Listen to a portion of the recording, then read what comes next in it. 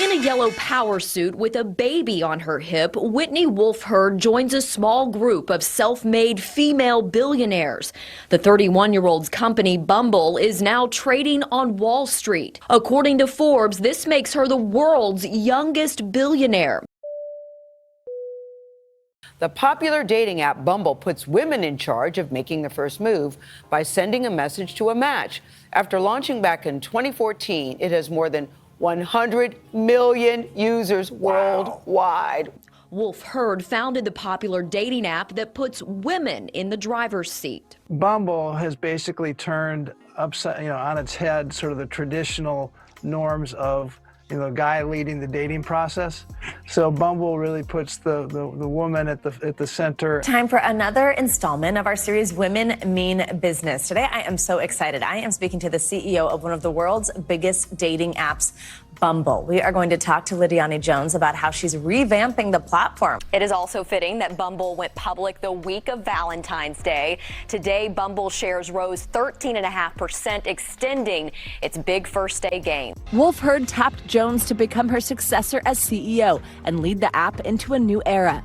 And that era has now begun. Jones this week announcing a major relaunch, making headlines by announcing Bumble was rethinking its best-known rule. This Bumble ad was a complete nightmare. These new Bumble billboards that say, you know full well a vow of celibacy is not the answer have all already been taken down.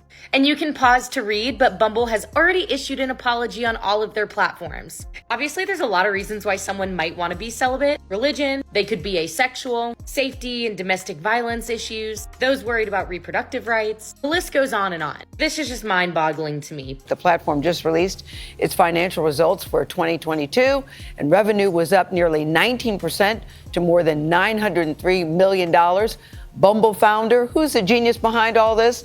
This is CEO Whitney Wolf. She is the youngest female CEO of a publicly traded company. I'm happy to say she's 33. I like it. She joins us for her first interview after the company's 2022 earnings report. And the woman at the center shared her reaction to the launch on Twitter Thursday, writing, "This is possible thanks to the more than 1.7 billion first moves made by brave women on our app." Without women, the dating apps have nothing to sell. Black women face enough misogynoir on the dating apps, so to use a black woman's image as the face of Bumble's new Billboard ad is pretty low.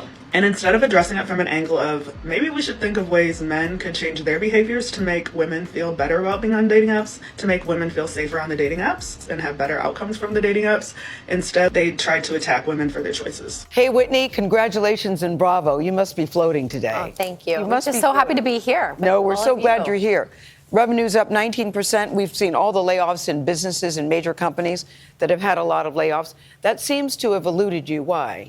I think, we're in the business of love, and the demand for love and the need for connection on a global scale gives us a great foundation for a business. Ladies, people of America, what you're doing is working and it's being noticed. You are a product being sold. And that is why I say it's either celibacy and not dealing with men at all, or it's dealing with people who can tangibly enrich your life. You have value in a sexual and dating marketplace. And a lot of people are going to hear me say that and think that I'm equating you assigning women value in a sexual and dating marketplace to them being a transactional thing or being a product to be sold. But at the end of the day, that's the way it is. So opt out. I'm all for everyone opting out. So making the first move has been the signature icon of Bumble. Absolutely. And we believe it's still the right thing, but women want more control. So this week it revamped making the first move with opening moves, which means women can choose how they want to make the first move, which has been really exciting to see our customers embrace. Witnessing the downfall of Bumble has been one of the best moments of this entire month. Bumble has always been the pick-me of the dating apps. Out of the trifecta of dating apps, Hinge, Tinder, and Bumble, Bumble is just an app that's saying, I'm different from the other apps. I'm not like Tinder. I'm not like Hinge. Yeah, because you're worse. So when I started the company, I was 25, and I was very distraught about what life was like for myself, my friends, and the women around me. Well, actually, funny enough, I was actually with Michael, my now husband. But I had so many experiences as this young woman being dissatisfied with what dating was like in the world. So this is a message for Bumble. Nice try, but we are not interested anymore. The men on your app don't really last that long. And to be honest, bears are more cuddly than the men on your app. We would rather choose a bear and celibacy over men and men on your app.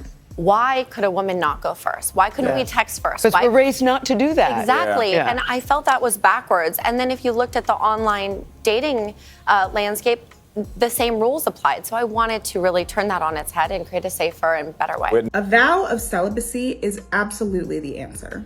I don't know if y'all have seen Bumble's latest ad campaign, these billboards, but when I saw them, my mouth quite literally fell open. Shaming women for choosing to abstain in 2024 is wild. What is it? What is opening moves? What does that mean a woman could now pick instead of being the one who has to come up with something to say first? Yeah, what it means is that women now can decide if they want to ask a question once they decide to make the match. So now the men can answer the question first if the woman decides that's what they want. So the woman is still in control, but they can decide how that chat gets initiated, which has helped a lot more chat conversation in the early testing that we've done. I definitely understand the direction that they were trying to go in. I think what they thought they were doing was trying to be empowering to women who enjoy sex and want to engage with the men on the app. But instead, what it did was pretty much paint the picture that any vow of celibacy that a woman tries to take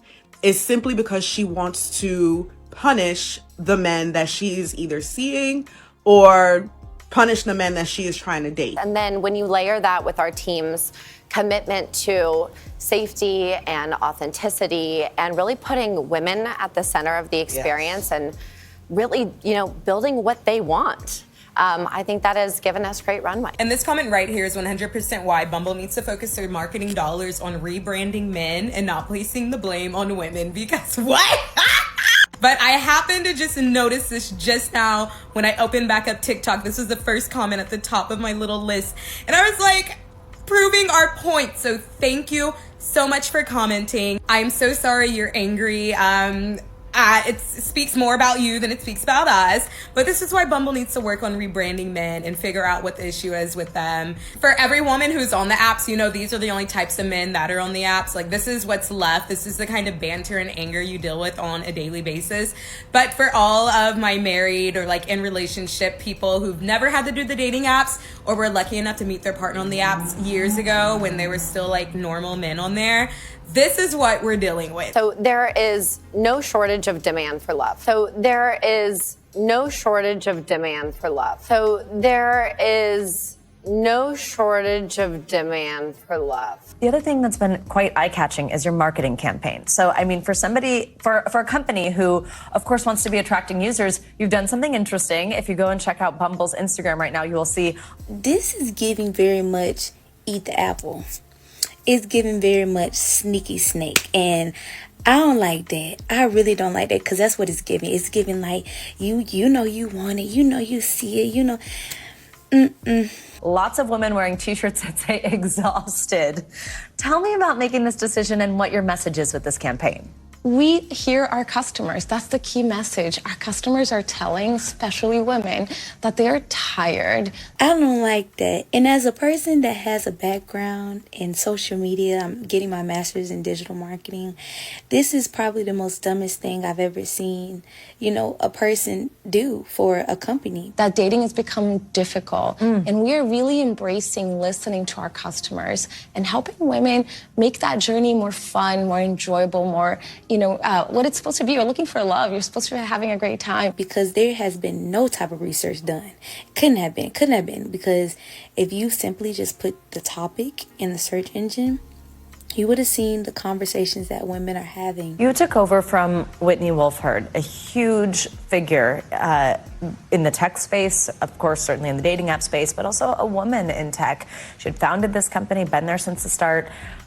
It's pretty rare to see one powerful woman hand off to another powerful woman in tech. What was that like, and what's this transition been like with Whitney being such a figure? Whitney is an icon. When I think about Whitney, I think about the picture of her holding her baby at IPO time. Yeah. This is a woman who has breaking ground every step of the way. I feel incredibly honored to have her trust to carry the company forward this next chapter, next 10 years of bringing love and connection for our customers throughout their lives. So it's been an honor, and it's been incredibly fun. She continues to be, an incredible, important voice for how we move forward. What I find most intriguing about this brouhaha over Bumble's new marketing campaign is this one simple issue. If these two uber-smart, blue-chip, billionaire tech CEOs are having difficulties understanding what young women want in the modern-day dating market, then what chance do young men have of understanding what these young women want? How could two of the sharpest women's business minds misunderstand their market to the point where young ladies are deleting Bumble from their phones and Bumble Billboard is trending on social media? Is it possible that these two sharp minds simply misunderstood their market of young ladies and what they want in the modern day dating scene? Or is it that even modern women have yet to understand what modern women want in the dating market themselves?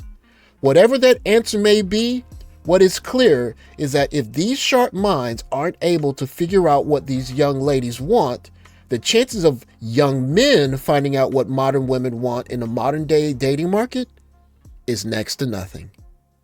Thanks for watching. Like, subscribe, comment below. Catch you in the next video. Take care, guys.